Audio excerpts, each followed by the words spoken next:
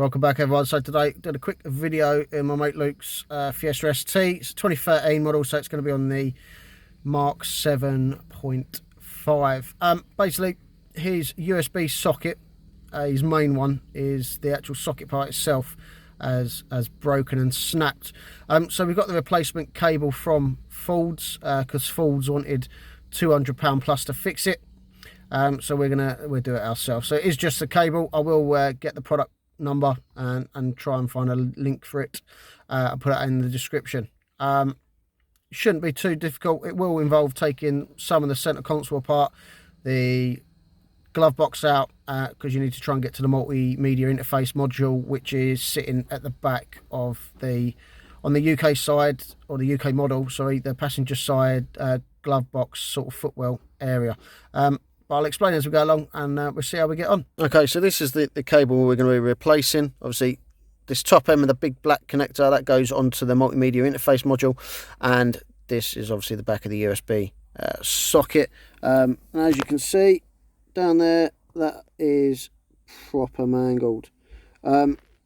So to get to the cable, I say the multimedia interface module is underneath the passenger side. What we will need to be doing is taking this top part of the dash off, center console, and the side panel, just to make it easier to get to. The thing we need to do is unscrew the gear knob. Obviously just hold on to it and it does unturn anti-clockwise. Just be careful, there is a spring underneath there for the reverse lock. Make sure that doesn't ping off and hit you in the face. And then it's just a case of just pulling up gently and the gear gaiter will just unclip. What I'm going to do is start removing the glove box. Now they're held in by these little pins on the end here. So literally all you're doing, if you get a screwdriver, or in my case it's panel tool, and the pin, can't really do it one-handed, but it just pulls out. There you go. And you've got the same both sides. You've got the other one, sorry, not very good, left-handed, just there. And then what you do is, with the glove box itself, you push either side in at the same time. You've got the little clips on the side there, and then that hoove levers down. Once you've undone the two bolts at the bottom, that will then just pull out. Just underneath where the glove box was, you've got the little panel here, which is held in by these little plastic push rivets. Got one either side, just one by the light there. They are simple. I've just loosened one up, but if you use a panel tool, you've got the little center cap that just pulls out, and then that will, once you get your panel tool in there, that'll just pull out on both sides. Let me just get the other side done.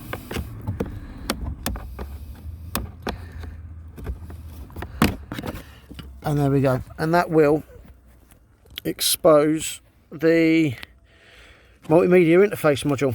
And obviously this is the cable that you need.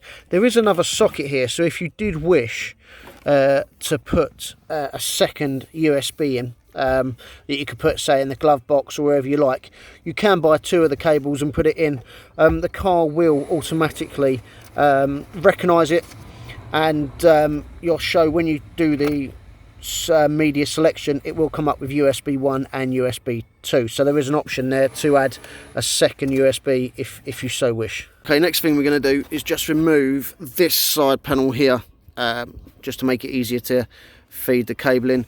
That is held in again by a plastic pot rivet, or in this case it's the Phillips screwdriver. So unscrew that and that will pop out as normal, and then basically you've got just a few clips along the side.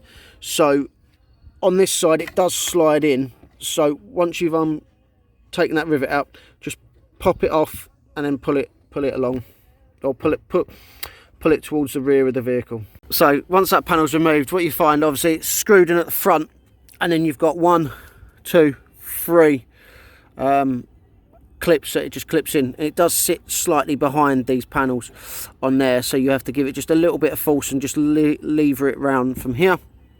The next thing is obviously to remove the USB thing. I've loosened this up just for ease, but all you need to do, get the panel tool in behind, and then you pop it out, and it's got, try and flick it up, but you've got a clip there in the middle, and you've got the same on the bottom. So just to disconnect the socket itself, it's just held in these little clips. You've got one at the top, one at the bottom. So all you're going to do is lift that up, move it out. You can do the same at the bottom at the same time.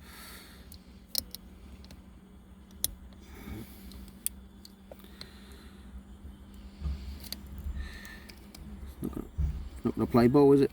Yeah, do it at the same time. There we go. And that just unclips. So that's the old cable out the way.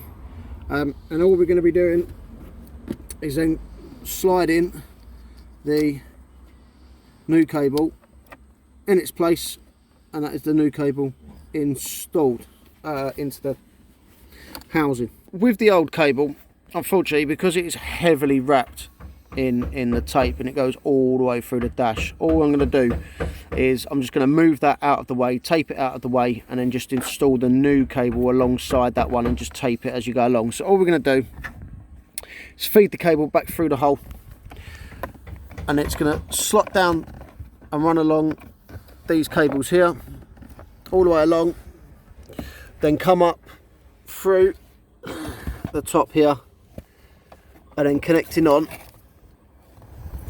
to this cable here with the BCA sticker on, and then down. Obviously I'll disconnect this one from here, which has got just a little clip on the back that you depress, and that will just slide out.